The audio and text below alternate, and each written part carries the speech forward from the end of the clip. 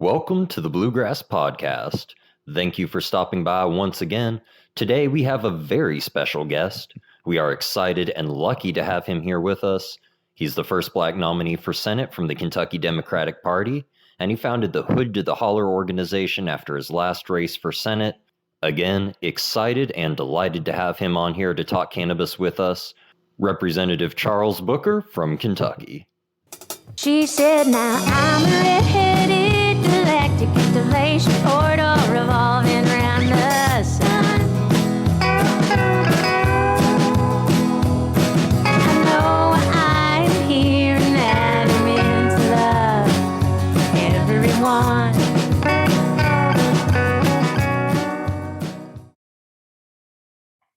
Good morning, Representative Booker. Good morning. How are you doing today? Doing pretty good. Just another day in the fight. I appreciate the chance to connect with you all, and thank you for understanding. Had a slight delay. We just came in from a farmer's market, so we're out and about. I'm all about it. Every farmer's market you get the chance to go to, support small farmers. Yep, absolutely. And congratulations on your recent win. So to start out, would you maybe like to explain to some of my listeners who aren't from Kentucky why you're running for Senate and a little bit about who you are? Absolutely honored to. My name is Charles Booker. I am former state representative here in Kentucky, and I'm running for United States Senate, quite honestly, for my survival. I don't come from politics.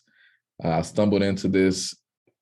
I believe we all have a purpose, that there are no mistakes, but I never thought I'd do anything like this. And growing up in the west end of Louisville, an area that is really filled with generational poverty, a lot of the structural challenges that we see in a lot of places across Kentucky have really just been concentrated in the west end. But there's also a lot of strength, a lot of love, and a sense of family and faith and resolve. And all of that really made me who I am. I come from a large family of one of over 70 grandkids, and I was taught the spirit of community at an early age because I didn't have a choice.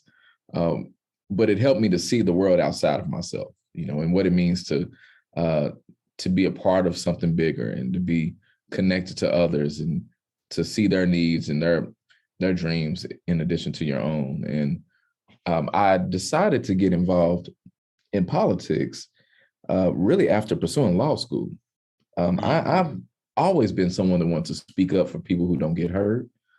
And I was told, well, you should be an attorney. So I decided I would be. And when I went to law school, both my parents dropped out of high school. So I didn't have a support system to guide me along the way. So I sought out mentors. And I went through the phone book, calling every attorney, just asking, can I learn from them, pick their brain, tell them why I'm doing this, and stumbled across a legislator. And the only way I could meet with him to talk about law school was to go to the state capitol. And when I walked in the Capitol building and sat in a committee meeting, I was like, what the F is going on in here? It was an eye-opening experience for me to see that, there are people that talk about our lives, make decisions about our lives, but they don't see us, they don't hear us. And I've just been committed ever since to changing that, and serving in the state legislature and becoming the first Black Kentuckian in nearly 90 years to, the youngest Black Kentuckian in nearly 90 years was a privilege, but it was also a chance for me to understand how powerful coalitions can be, even in this time of, division and dysfunction. And, I'm running for U.S. Senate now because I understand that the structural issues that we face can only be resolved fully if we have leaders at the federal level who aren't trying to screw us and rob us and hold us back or just abandon us altogether. And so I see this as a chance to not just beat a terrible politician, but really transform our politics and make democracy real and break down a lot of barriers that have kept Kentucky back for far too long. Mm-hmm.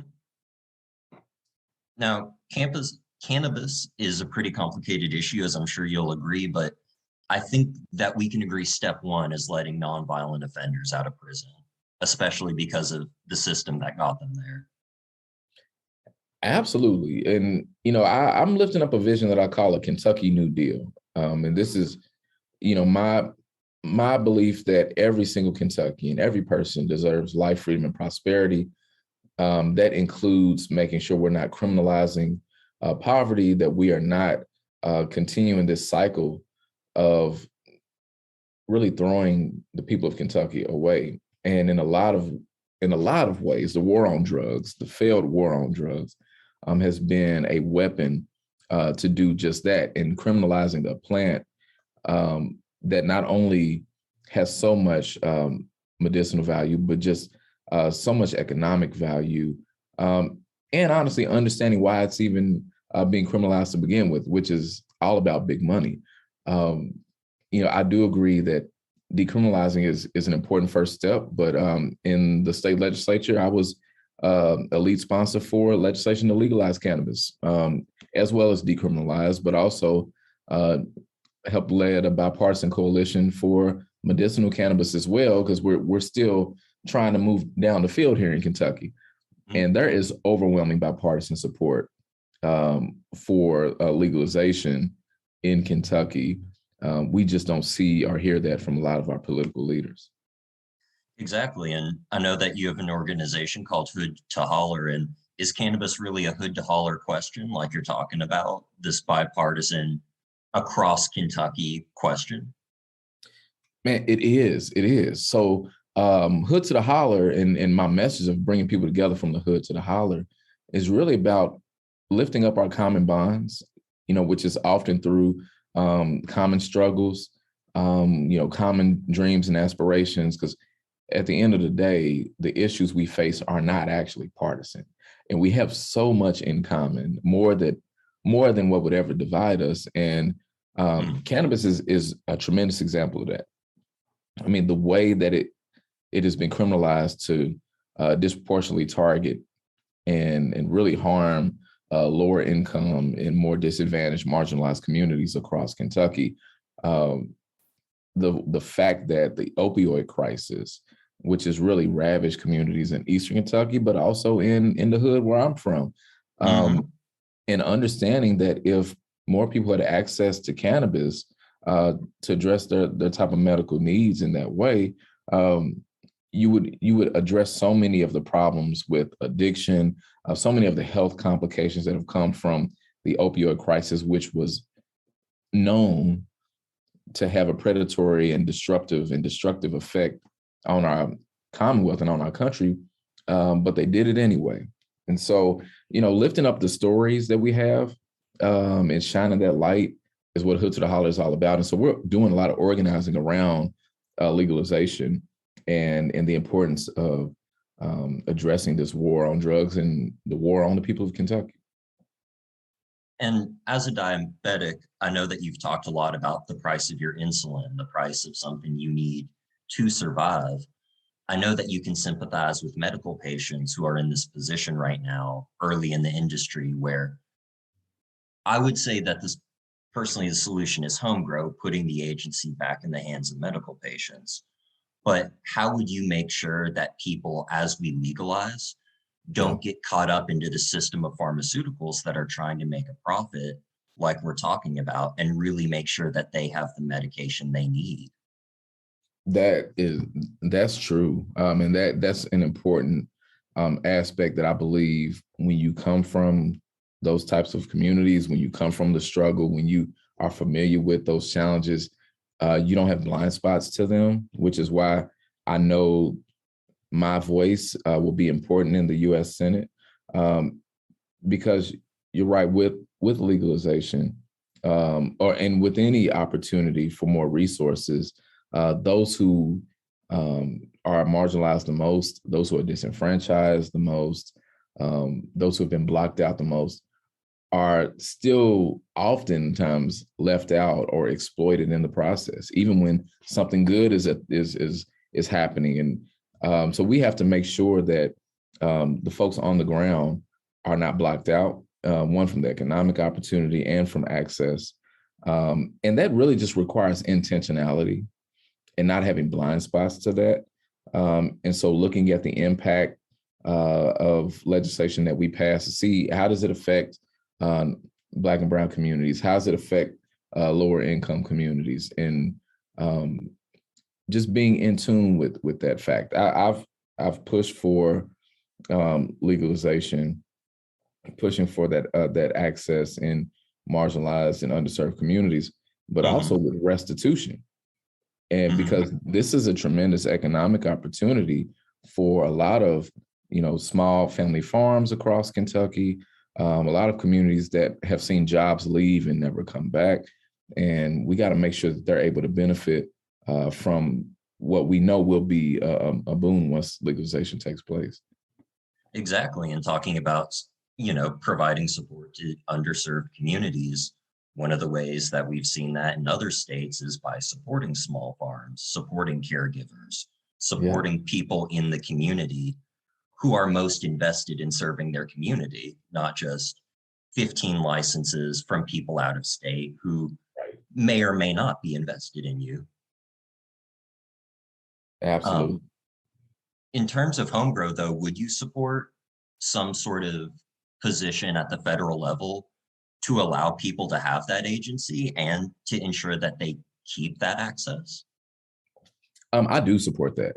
I do. And I think, and as you mentioned, caregivers, which when I served in the legislature, but actually when I was a staffer too, I sat in committee meetings and heard so many stories of, people who were there for their loved ones, people who were battling various medical conditions and needed this access. And if they were able to, have the agency to grow themselves and we can have, parameters in place to make sure people are staying safe and taking the right protocols and precautions. But having that agency at home is really important.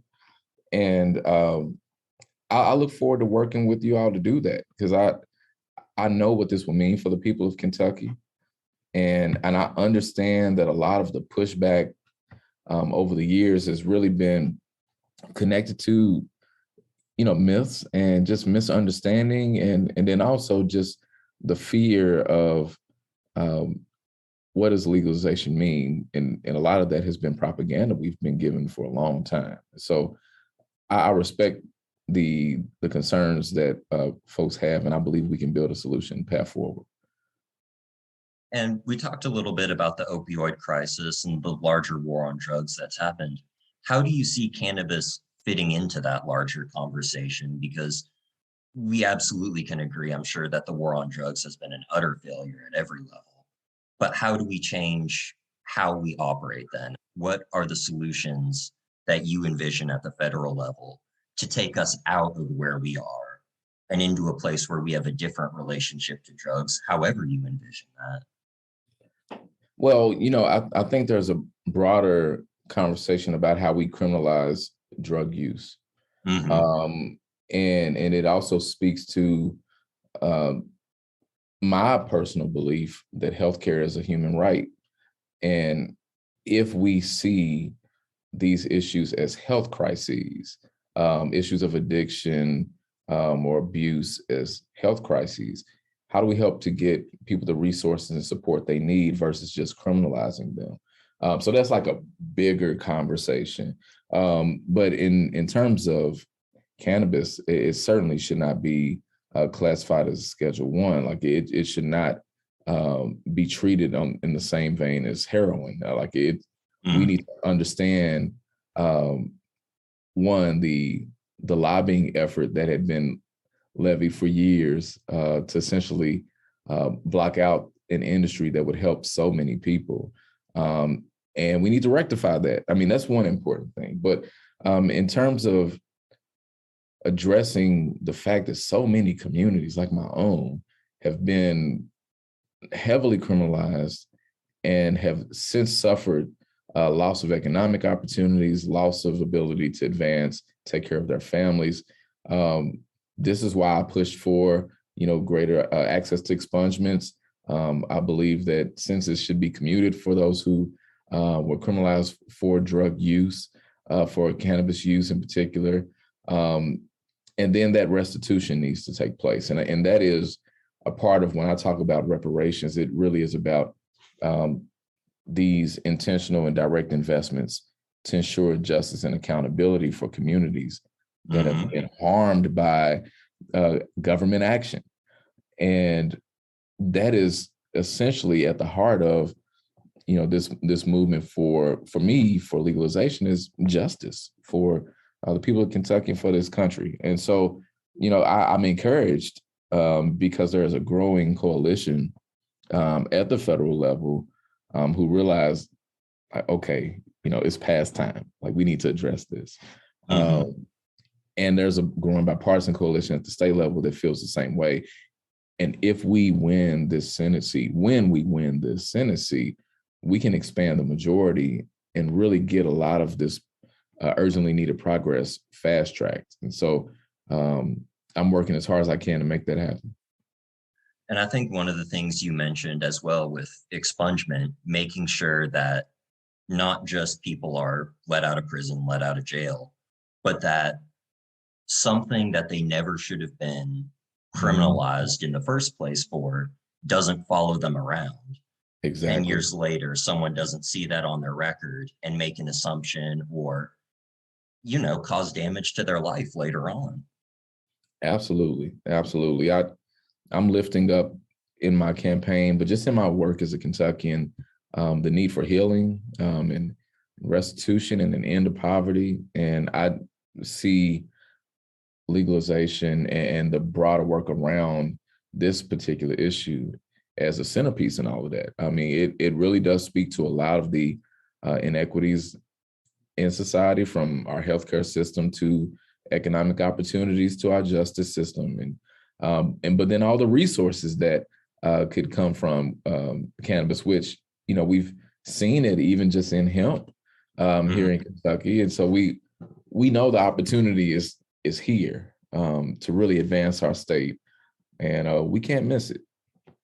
Do you have any particular ideas about how to bring that reinvestment home in real terms? Because with a lot of legislation early on for cannabis, people have talked about point systems for licenses and things like that. But when it comes to the effect on the ground, we're really not seeing it in these states that there actually is that support after legalization. Do you have any ideas about how to make that real for people? Yeah, I've been in the middle of several of those conversations too over the years, and your concern and that reality, that is true. That how does it actually get down to the ground? How do we actually make sure that communities aren't left behind and blocked out? And I believe that we need to implement. This is part of me saying that democracy needs to be real. We need communities that have been disproportionately impacted, that have been, sort of targeted by the war on drugs and left behind, at the front of the conversation on what do they need to be able to make investments? How do we create, grants and forgivable loan programs? How do we direct incentives? How do we target monies at the local level to communities? Maybe it's even in respect of land trusts, but supporting targeted development in communities like my own in the West End, so that the resources get to the people most impacted. Because what we cannot afford to allow is more development that happens at our expense, that we don't get to benefit from economically, because poverty is a generational thing in Kentucky. And so, I've had conversations about a point system as well. There are a lot of different ways to do it, but I ultimately believe in finding ways to get direct financial resources into the hands of people in these communities. And that's a part of why I support universal basic income. At the end of the day, how do we get the money to people to make the types of investments, to start their business, to do the things they need to do? And so I would want to have a commission here in Kentucky of residents and citizens and people in these impacted communities to help me go to Washington and fight for that. Because I'm not going to propose I have all the answers. I know what I'm going to be fighting for. And I know that we got started a little late, so I don't want to bump your schedule, but I got two more quick questions. Out of curiosity, have you ever used cannabis, or do you use cannabis at all? I don't regularly use cannabis. I have before, and I certainly have grown up around it throughout my childhood and my family and people in my community in college. And I'll tell you, even elders that that have used it, and it wasn't something that anyone paid attention to. It didn't stand out. It wasn't something that led to problems or issues. It was just like my grandmother drinking a cup of coffee. And when you have seen it from this lens of just being another part of, like the daily lived experience, you come to see it in a way that is not defined by all the stereotypes, and that's really important for me too, because I see the humanity behind a lot of folks that have used, but also the humanity behind people who've sold it, that in communities that don't have economic opportunities, that have been robbed of the chance to get licenses and start businesses. And, I've seen so much business acumen and the ability to market and sell. And it's like, well, how do we create paths to wealth and opportunity in communities just like this? And that's why when you talk about legalization, you have to also talk about investments in communities that have been disproportionately impacted. So, And is the first time you ever used cannabis a story you can share, or something for the mists of time? It isn't like a special story. It was in college. I had been around it, so I knew the smell. I knew when someone in my family was using, and I mean, it was just another part of the day. But no, I don't really have an exciting story to tell. It doesn't have to be exciting. I'm just curious because people come into it from so many different areas. They're all interesting. Yeah, well, actually, it's just a little interesting now I think about it, because so my first time using it was in college, but I grew up in a very, I would say, sheltered, but just very stern and very disciplinarian household, military style background from my parents, my grandparents, and so there was no child around us which is important to share as well, that folks in the community are not looking to abuse cannabis. Like they knew to make sure children didn't partake. They made sure to keep it away from from us. And so I didn't even have the chance to be exposed to it directly until college. And so that was a chance for me to sort of step out on my own as an adult and find my own voice and chart new paths in my journey. And so I said, I've tried it a couple of times. I don't smoke in general. It's just not my preference. And then after becoming a diabetic, I just have to be careful in general with, because I love to drink some bourbon, but I got to keep it limited too. But no, I definitely appreciate, and respect those who do use. And I know all of the many values medicinal as well. So I'm proud to support legalization. And how can people find out more about your campaign? Please spread the word. Our campaign is working to bring people together. You can go to charlesbooker.org to support us, contribute, volunteer. Follow me on social media at Booker, the number 4KY. We are building a movement for our future. Representative Booker, thank you so much for taking the time out of the day, especially about a topic like this that a lot of people shy away from. I very much appreciate it. Thank you. I appreciate the chance. Thank you, brother. Thank you so much for stopping by this episode of the Bluegrass Podcast. Firstly, if you live in an area where cannabis prohibition exists, like Kentucky, go to bluegrasscannabis.com where we have templates you can print and send to your local representative. Every time you let them know cannabis is important to you, in particular home grow and open craft cannabis licensing, the more likely it is for good cannabis legislation to be written. If you're looking for our intro song, it's Redheaded Galactic by Sharita Perez, link in the description. If you want to support this podcast, consider donating to our Patreon. It's only $1 a month and you can get access to exclusive merch like stickers, bonus content and posts, as well as help keep our mic on.